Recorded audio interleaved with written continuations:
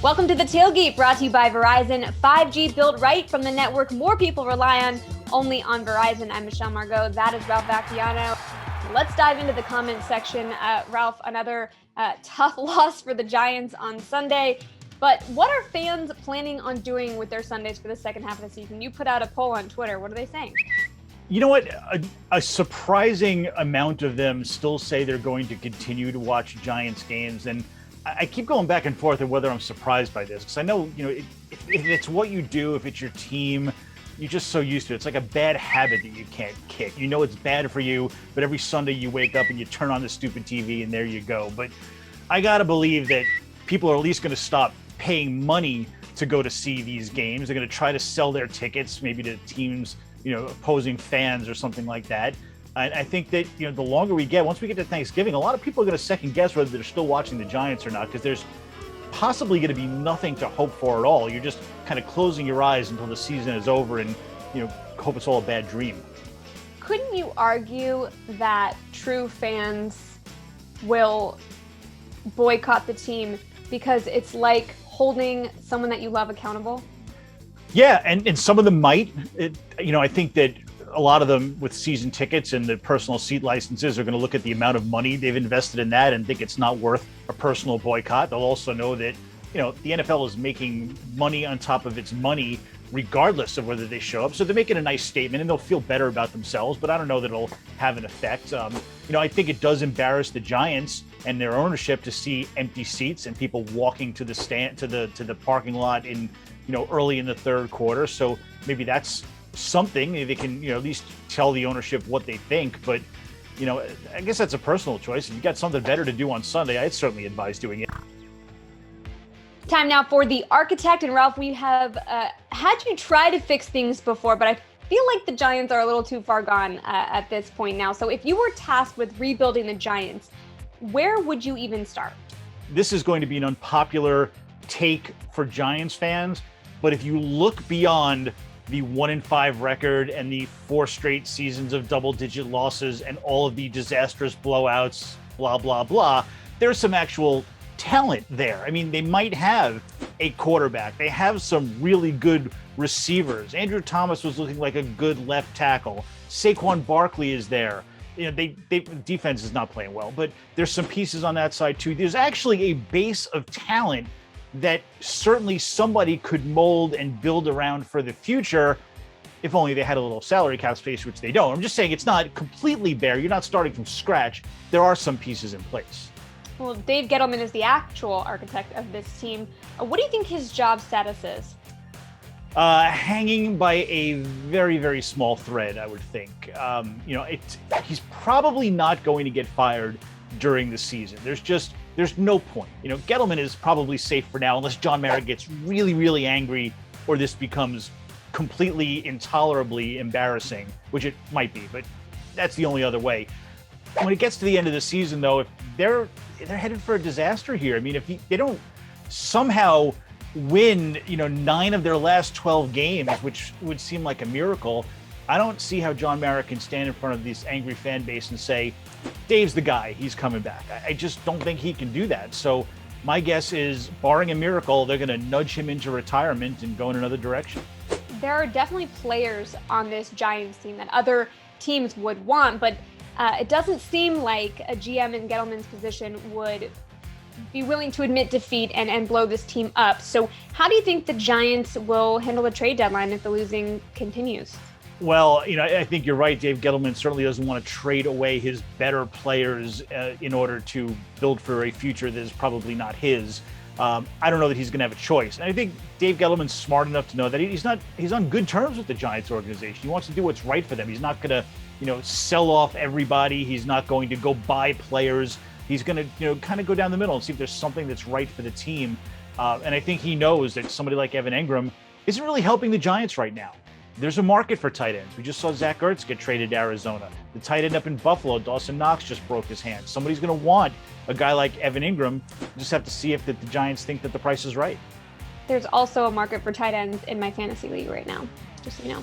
Mine too, and running backs and quarterbacks and kickers and receivers. I'm 1-5, by the way, so it's a down year. Well, I'm the Giants surprise and the me at all, Jets. Ralph.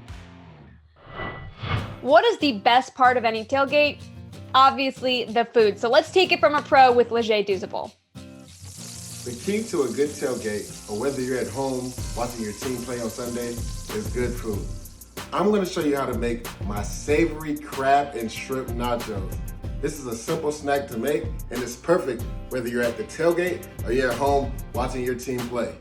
Let's get in this kitchen and cook. First, you want to season your crab meat. I use Old Bay and some other seasonings. Then you want to saute your peppers and onions, season with a little garlic. Then you want to brown your shrimp, but not cook them too much because they will continue to cook in the skillet. Then you want to butter your skillet pan and throw you some chips in there. This will be a layering process. Then you want to throw some mozzarella cheese. I use mozzarella cheese, white cheddar, and truffle Gouda in this recipe. Then you want to throw in your sauteed onions and peppers along with your salsa. Then throw in your crab meat and also layer your shrimp. And you're going to repeat this process 2 more times and throw cheese on top.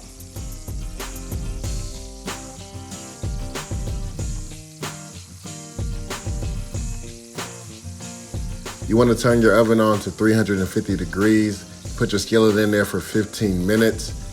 Then after it's done, I threw on some green onions for presentation and also made a truffle sour cream sauce. Now enjoy your nachos.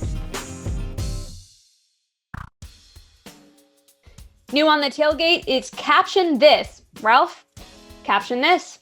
All right, that is a picture of Daniel Jones when he finds out that he has to go back into the Rams game with 3 minutes to go. Like, really?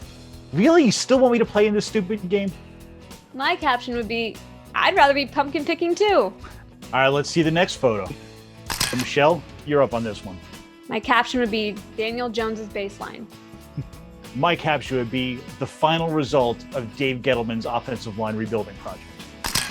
All right, Ralph, let's see what's up next. All right, Bryce Hall was asked to carry the Jets' young secondary, but he got it a little bit wrong. My caption would be, when you're carrying the weight of the world on your back, hashtag Jets. All right, Michelle, next photo. What's your caption? I'm also pumped that we're not going to lose next week because there's a bye week. Mine is, this is a typical post-game scene for the Jets, a player saying, hey, you guys got room on your roster for next year? Non-football related pictures. Caption this, Ralph.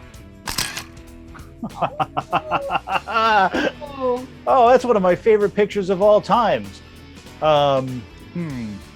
Okay, that is Rashad Jennings in the worst episode of The Bachelor ever. I still have those roses, by the way. Michelle, now it's your turn. Caption this. It's Comic-Con 2016, Catwoman. Get at me. Our Halloween episode's coming up, so I expect to revisit that. Yeah, I wouldn't be able to fit in that anymore, but... We are in the New York state of mind. Let's spend a minute here on the Jets, Ralph. They didn't play last week, but a division matchup against the Patriots on Sunday in Foxborough. The Jets are in the first year of a rebuild, but what do you need to see from the Jets in the second half of the season just to make sure that their rebuild is on track? Well, I suppose a win or two would be too much to ask for at this stage. Competent football would certainly be nice, but really, I don't want to change my hopes for the Jets much now, even though it has not been a good start to the season, because what this season is all about is the progress of young players, the building of the systems, and as I said back at the very beginning, you just want them to have the arrow pointed up towards the end of the season. When you get into week 14, 15 and beyond, they should be playing good football then. They should be coming close to some wins there. We should be thinking, hey, Zach Wilson can play. You want those last few games to give everybody hope for the future. Everything else doesn't matter. Honestly, the worse the record, the higher their draft pick is next year. So that would be great. As long as they're playing good football towards the end, you'd have to be happy as a Jets fan. I love how the standard is like one good possession per game and they're on track for a good rebuild. Yeah, really, the bar in New York is so tragically low. Even like 2 minutes of happiness would be nice sometime the rest of the season. I wouldn't bet on it. Ralph, I always hate ending on a really discouraging and defeated note, but that is what we're going to do this week. So yeah, thank you. Don't do 5 minutes of flattery again, because I don't have 5 more minutes of nice things to say. Thank you so much for joining us here on the Tailgate. For Ralph Bacchiano, I'm Michelle Margot, and we will see you next week.